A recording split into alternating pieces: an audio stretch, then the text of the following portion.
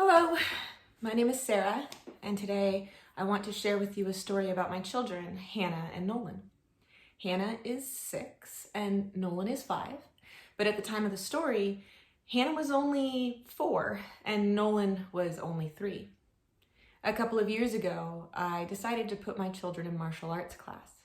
I wanted them to learn how to take a fall or learn how to not give up when things don't go your way at first, to keep trying. Well, I didn't realize how fast they would start learning those lessons. About a month into classes, they were able to sign up for their first rank test. A rank test is how children move up through the different colored belts. So Hannah and Nolan were a white belt, and this test would allow them to become a yellow belt. And Hannah and Nolan were really excited about it. And the instructors assured me that the test would be appropriate for their age and their ability level, so I wasn't worried. I thought it would be fine. We show up the day of the test, and the dojo is full of excitement. There are students and instructors and parents everywhere. I noticed in the corner that there is a stack of boards, and I thought, surely those are for the older students. There is no way they can expect teeny tiny Hannah and Nolan to break a board on their very first rank test. Well, they go through the test, they have their uniforms checked, they answer questions from their instructors, they demonstrate that they've been practicing the moves that they've learned in class, and at the end of the test, Hannah and Nolan are each handed a board to break.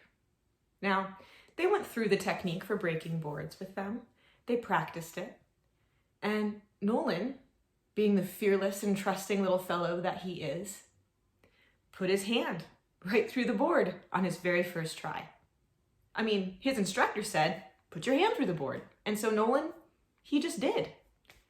He was so proud of himself. He held up the 2 pieces of his board and he came over and he sat next to me and we waited for his sister to be finished. Now, Hannah's not like Nolan.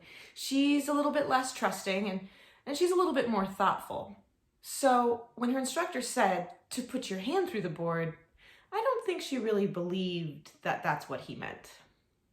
So they practiced and then he put the board out and she slowed down her hand and her hand did not go through that board. And so she tried again and again and again. And she looked over at me and she looked really nervous. And I was nervous too. I started to think, what if she can't do it? What if she can't break that board? Will they let her pass the test? But her instructor, he was not about to let her give up. He kept saying, "Hannah, let's try again. Let's practice. You can do this." And so she tried again and again and again. It was all I could do not to jump up out of my chair and go rescue my little girl. I was so worried about her. And then almost without warning, she broke through the board.